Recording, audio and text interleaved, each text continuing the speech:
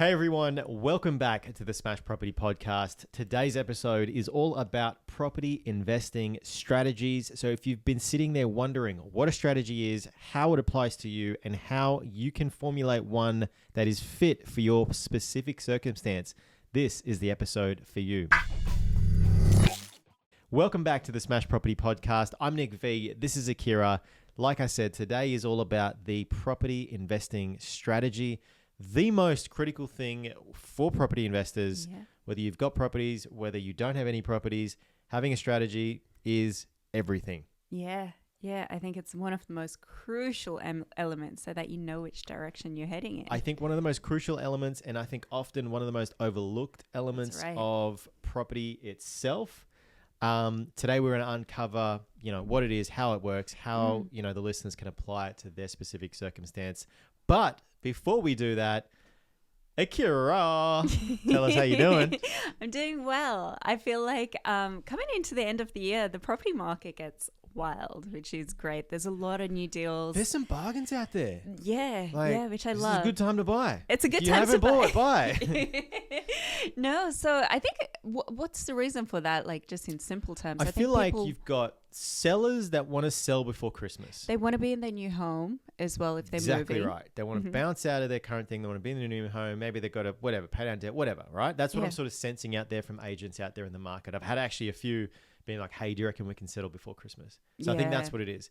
I think on the buyer's side, buyers start to not pay attention to property. So you have less buyers looking because they're focused on the holiday, wrapping things up for Christmas. So you have this like gap in the market where it's like seller needs to sell, buyers aren't buying, and we're swooping up the deals. That's it.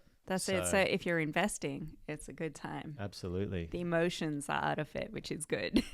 Absolutely, it is. How are you doing? I'm doing Skin great. Skin is glowing again. I'm glowing in this potty. I need a bit of a haircut. But no, I'm doing good. Yeah. What am I doing? My brain's like, I don't know.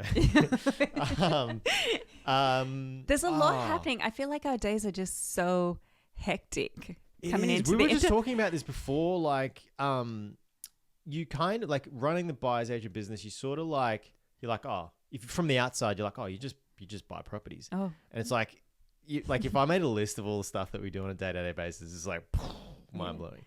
So no, I'm good. It's obviously Friday. I'm actually kind of keen to go to the pub after this. Yeah. Listen to some live music. I'm craving that. Yeah. You need that decompression. I feel like at the end of the week. I'm keen for that. There was something cool I was going to mention, but I just don't know. It's lost on me. It'll come back. It'll come. Let it flow. Let it flow. Let's get into it. So property investing strategies, and I think it's important to sort of preface this potty with the stuff, like always in the podcast we go through. It's generally, we've walked the walk. We've done what we've spoken about. So, what we're talking about here is stuff that we've either done for ourselves and or clients. Much like our previous potty, lots of mistakes that we've, made and learnt from along the way. Now, I think importantly, we've gone from 0 to 10 properties in a very short time span. Before we started the business, we had a pretty decent portfolio. I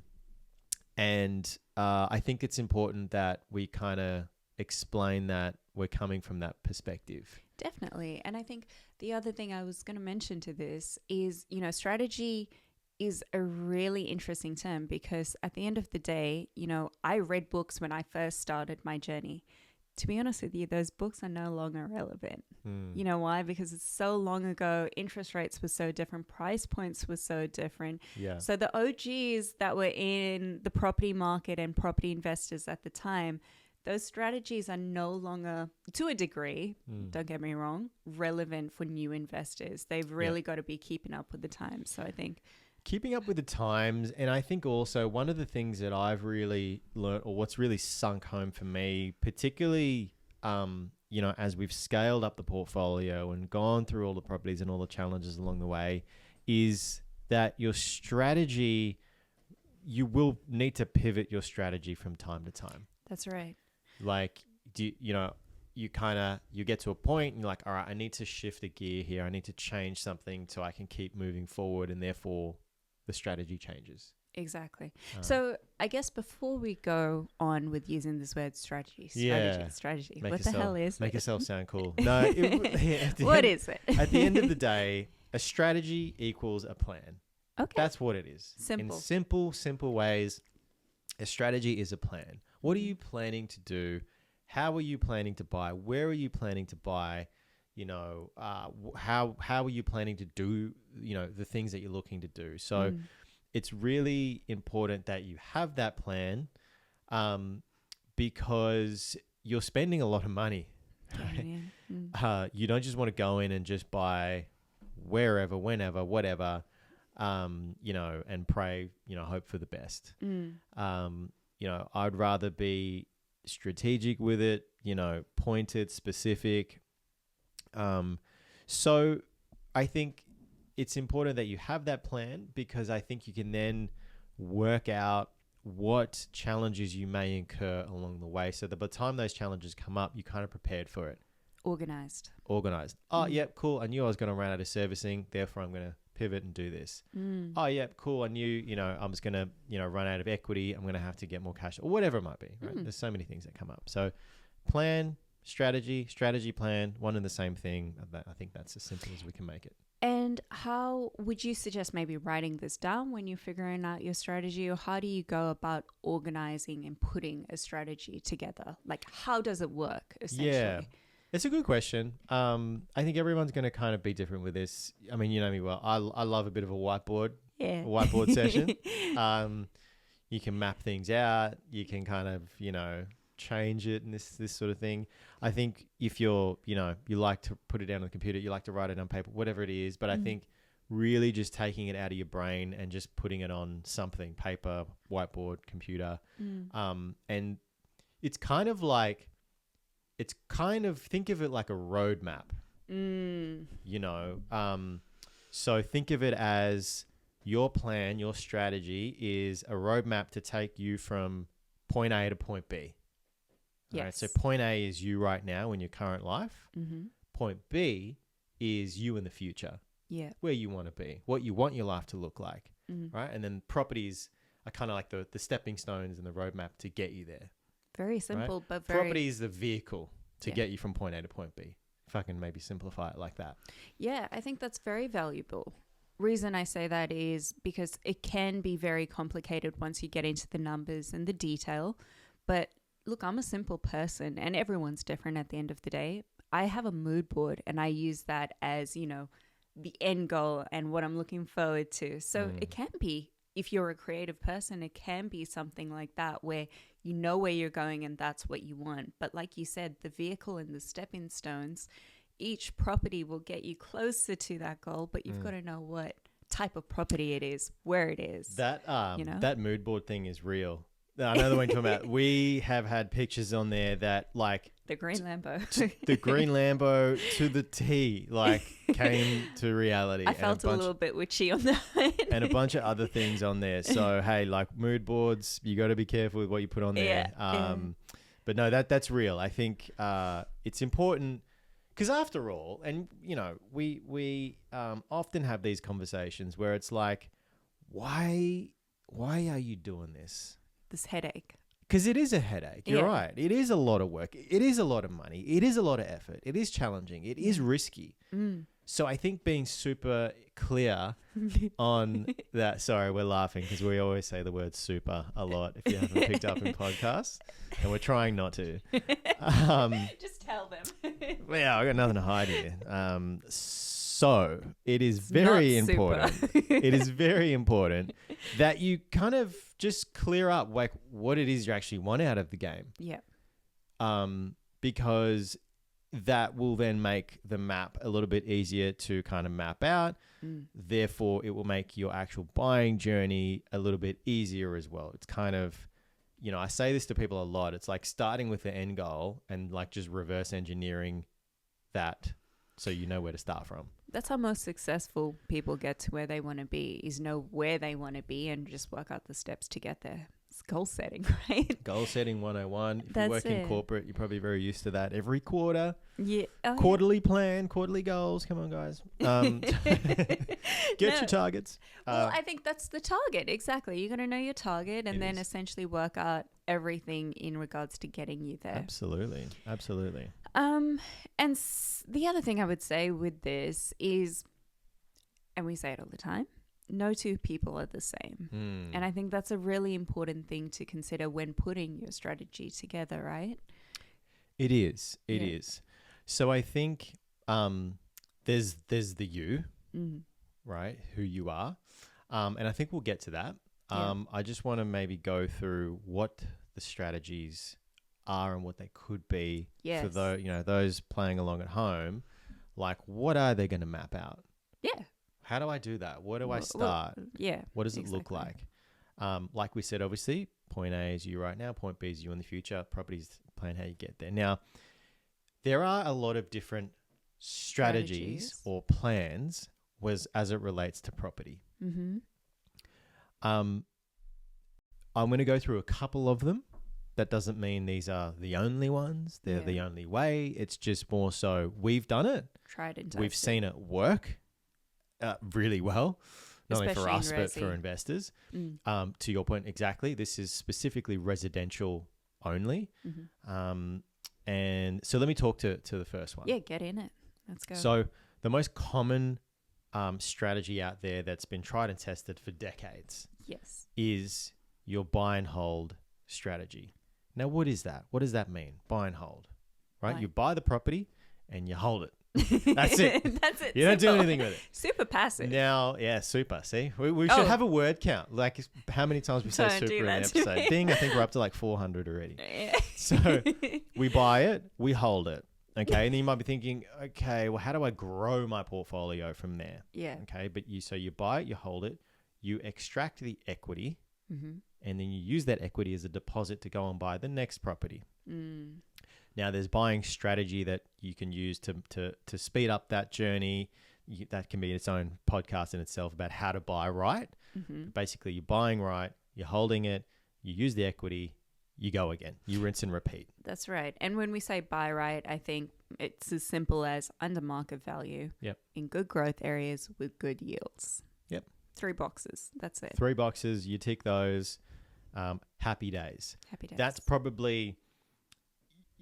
And what we haven't really spoke about is everyone's got a different risk appetite. Maybe you might talk to that in a second, right? I'll jump in there. So that's probably more on the conservative side of the fence. That's it. Hey, lower risk. Hey, I'm not willing to do, I just want to buy it, hold it, just let it do its thing and keep it in the background. I call it a set and forget. Set and forget. You and I have done that for, we for our first sort of foundational portfolio is really those set and forget properties. Leave it there. All right. A lot of people that we know have gotten very, very wealthy just from doing that. Yeah. Just waiting a market cycle out, 10 years, 15 years, you get, 4 properties and you're a millionaire, literally. That's right. If you are buying right, time is your friend and it's going to work to your advantage. Exactly right. Exactly right. Now, there's probably a step up from that in terms of the level of risk and potentially the level of return and also probably timeline as well in the sense of speeding things up a bit. Yes. Okay. This is where you buy a property, you renovate the property, and you either hold it or you sell it. Most commonly, you'll hear this is like a reno and flip or a buy and flip. Yep. Or sometimes you can buy, reno, and hold it. So the reason why this speeds things up is the first strategy is really reliant on you buying below market value and waiting for the market to increase. This one I'm talking about, you're actually negating those two things because you're renovating the property. You're actually manufacturing your own growth in the property so that you don't have to wait for the market to increase. You can actually go back to the bank and say, hey, value my property now. I've just done these upgrades to it. And if you've bought right, you've renovated right, you're going to have some equity in there that you can either sell the property, take the equity minus some tax, or you can keep the property, pull out the equity, and use the equity as a deposit to go again. Yes, correct. I would say the only risk, obviously, other than building, but the risk there is you really need to be calculated about how much money you're putting into the reno, because you want to make sure that you're making that back. You kind of got to, exactly right. You've got to know what you're doing. You've got to probably have some good contacts as well to get some, things on the cheap or good prices. And you've got to have a pretty good understanding of the market itself, right? How much, to your point, how much do you put into the reno to get back out? That's right. Where is that suburb on the market cycle? Is it at the top of the market? Is it the bottom? You kind of want to know that. So that's why I say this is probably a little bit more of an advanced strategy if you're doing it yourself. Obviously, you can use, services like ours to really make sure that is done properly. Yes. So those are kind of the first two. Now we go a step up a bit further. And this is really when you get into, I'm going to call this development. Now, this doesn't mean you're going to go and build a whole unit complex, but this could mean, for example, you buy a property and you go and add a granny flat on the property itself. Maybe you buy the property, you renovate the property, and then also you add a granny flat. Or maybe it's buy a property, split it into, you've got a dual occupancy kind of setup. Yeah. Or maybe it's actually build a dual occupancy setup. This is where it's sort of, the world is your oyster with this strategy because there's really no end to it. If you've got the cash, hey, go build a fucking skyscraper. But that's where you can really start to get some incredible gains by, using that particular strategy. Now, again, this is sort of a bit more advanced because there's a lot more risk involved here because there's a lot more capital required to go in and invest in these types of assets. Obviously, you need to know what you're doing, especially if you're adding granny flats and your dual occupancy and all this type of stuff. But again, the higher the risk, the higher the reward. That's right. And I think just on that as well, it's also that consideration in comparison to the passive strategy is that you're not receiving a rental income during that period while you're paying that loan. For that. Yeah. That so if you're renovating or if you're building a thing, you're not getting any rent. So you've got to be able to hold and pay the construction loan or whatever it might be. So do your numbers, I think. Do your numbers as we say always. Those are probably, I guess, if I could call those like the three sort of steps up the scale when it comes to property strategy. Now, there are others outside of what I've just mentioned. Yeah. What we've just talked about is kind of like the most common ones, the most frequent sort of, plans and strategies that people use to really make the most out of property. And again, that we're just talking about resi just for this purpose of this podcast. Exactly. And to be fair as well, within our journey, we've deployed these different strategies at different times as well. So understanding, within your overall strategy, the market will change, the economy will change, your financial position will change. You will need to reassess your overall strategy, as you said, to make sure that stepping stone is getting you to the end goal as efficiently and quickly as possible. Exactly right. And I think it's probably important to go, you don't need to do one of these strategies or the other. And I'll give you my example, right?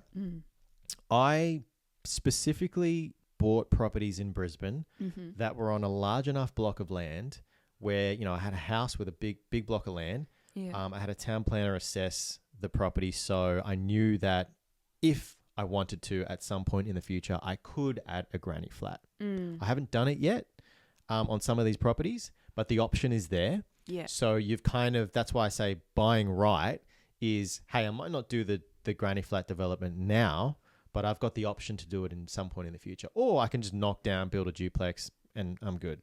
So I think that's why I sort of talk about buying. This is why it's important to have the strategy first. To go, hey, I might do that in the future. Let me give myself the option to do that in the future. Yeah, which is it's thanking your past self in the future. So future setting Nick, yourself future up. Nick, future Nick is going to be kicking it, like on the beach in Mexico by the time he's 60. Wait, did I take that too far? I don't know. I'll be right there with you. That's fine. So that is a bit of strategy, but there is a bit of nuance with that. Like I said, the you, the me, the we, the who, the we, the I, the I, the me. Well, there's the person, right? There's the person behind the strategy. There's the human. Tell us a bit about that. Look, I think with understanding a strategy, firstly, when I'm working with my clients and getting to know them, the most key aspect to it is understanding yourself and who you are. And it sounds silly, but stay with me. I think it is important to do that so that, you're setting yourself up for success.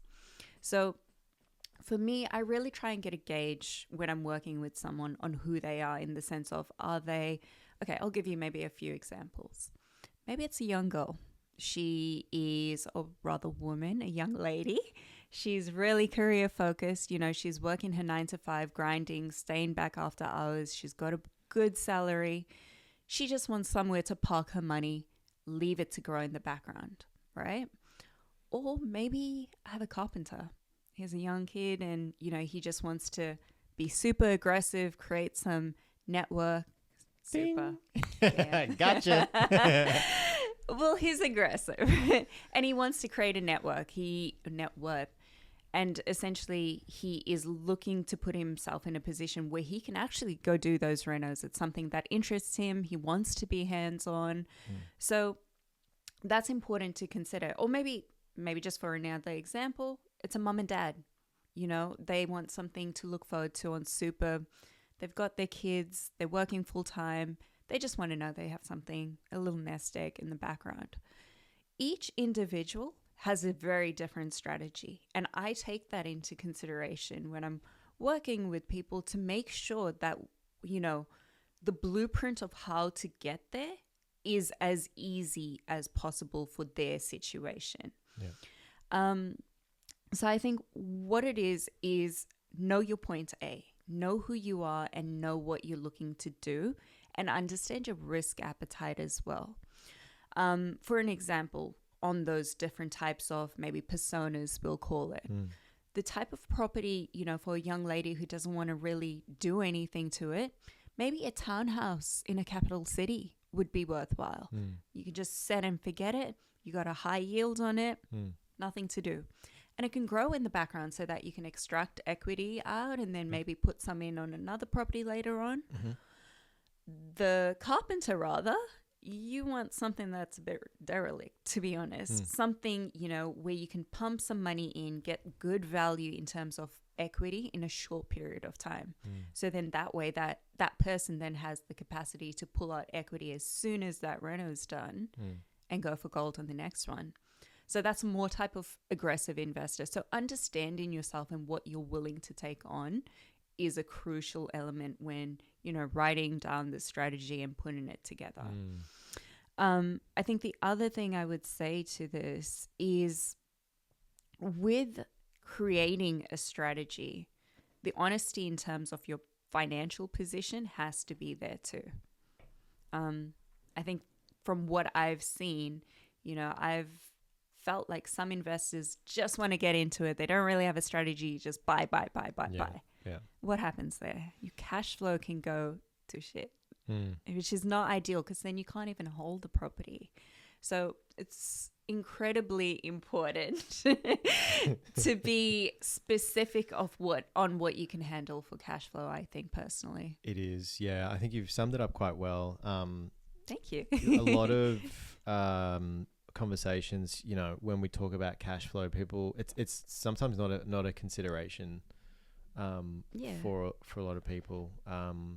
So I think, to your point, just fully understanding your financial position, what you can handle, what is your risk appetite, is all part of forming that strategy and that plan. Yeah. I mean, I often ask, are you going on holidays anytime soon? With my investors, I want to understand their lifestyle as well. Are they willing to take, a couple years out of, having dinners out every other week, going on holidays, or are they super focused? Oh, no.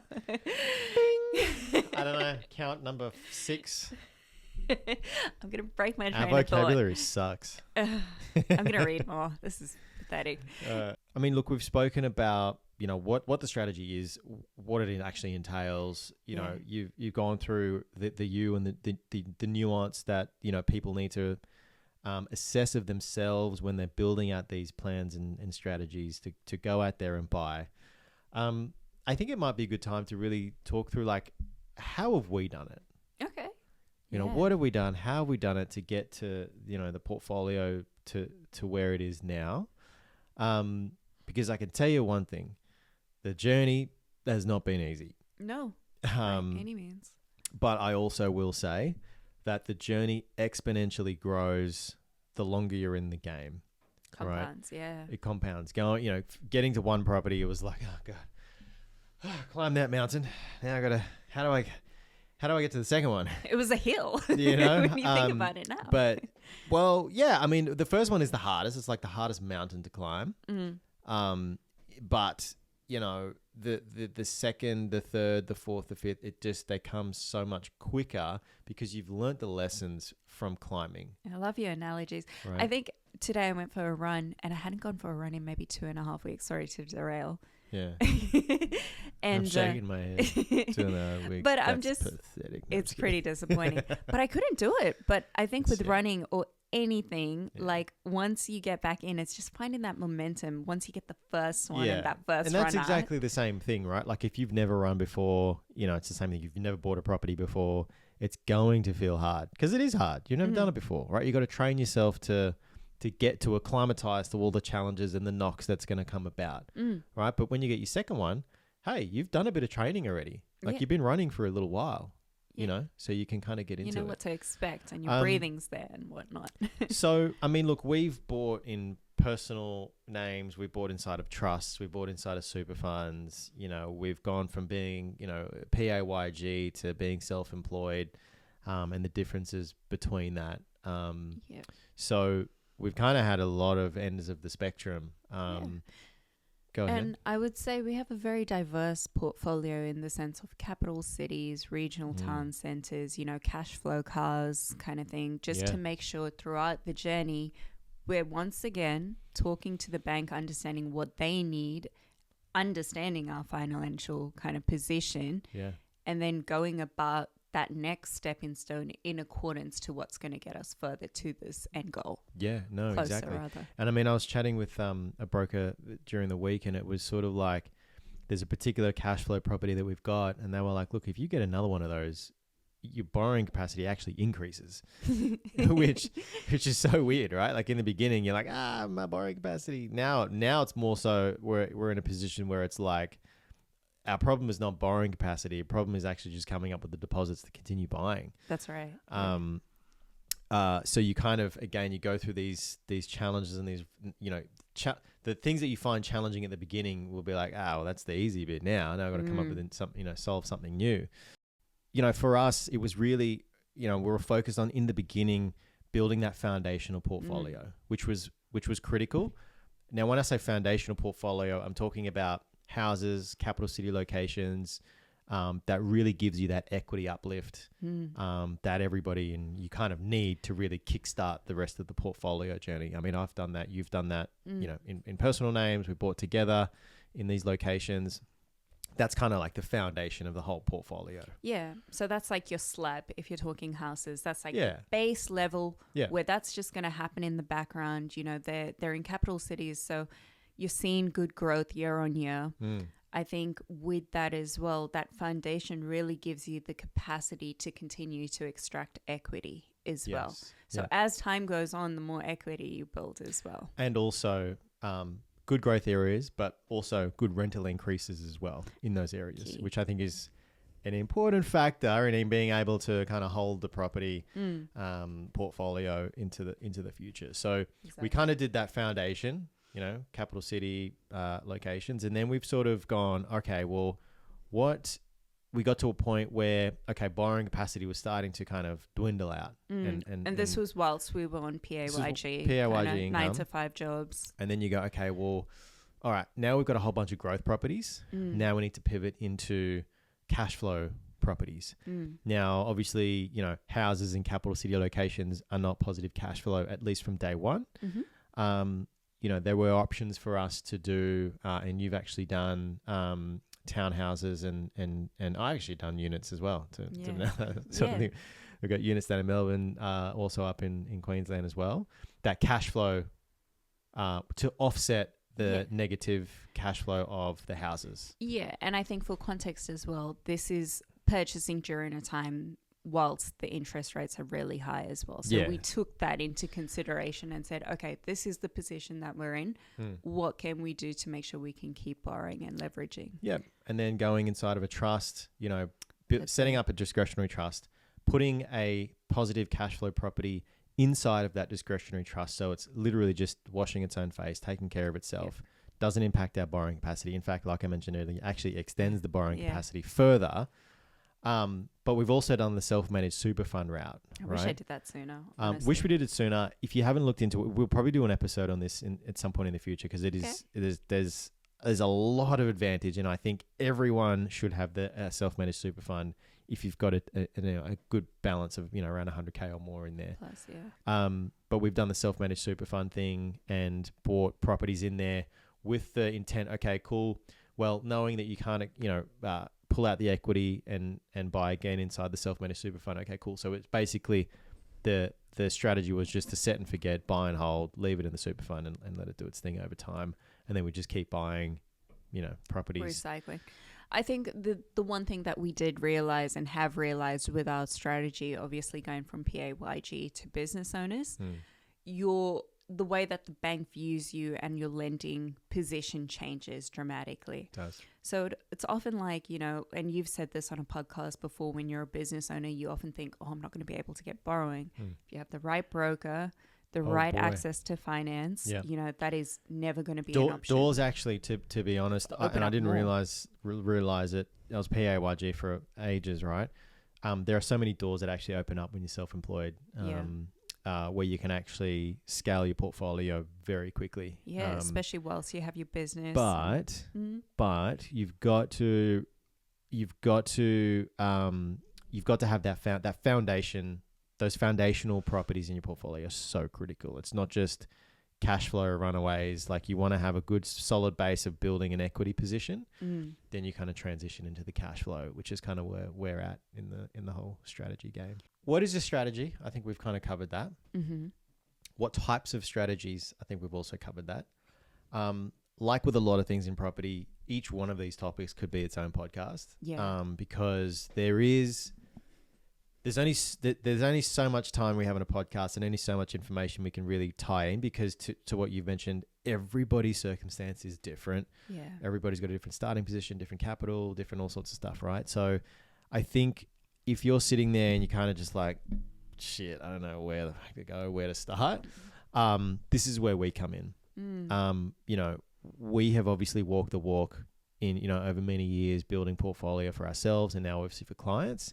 So if you're out there and you're kind of wondering, like, I don't even know where to start, I don't even know what to do, pick up the phone and give us a call. More than happy to kind of go through what steps you need to take, what you need to do first, how you need to do it, so that by the time you are, looking to buy, we can then build out a map for you. Step-by-step plan, this property, that property, that property, fit for your circumstance. Now, we're not financial advisors. We never give financial advice, but we are property experts, and we can tell you what works and what doesn't, what to focus on, what not to focus on. That's right. Pick up the phone and call us, 0452 046 274. That number's burned in my brain. But we can seriously help you if you're out there and you're stuck, you're not sure where to start. This is what we do. And especially if you want to do it, because often, you don't even know what the right questions are to ask.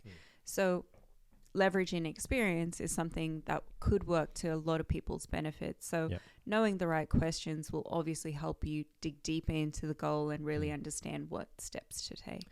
That's exactly right. But I think that's all we've got time for in today's episode, which was a lot of fun. I really enjoy the strategy component of property. We'll probably put up a super word count number. Every time you hear super, you got to have a shot. No, don't do that. We do not condone drinking in SPI. Until next time, though, thanks so much for watching. This is always a pleasure, and we'll catch you next week. Thank you so much.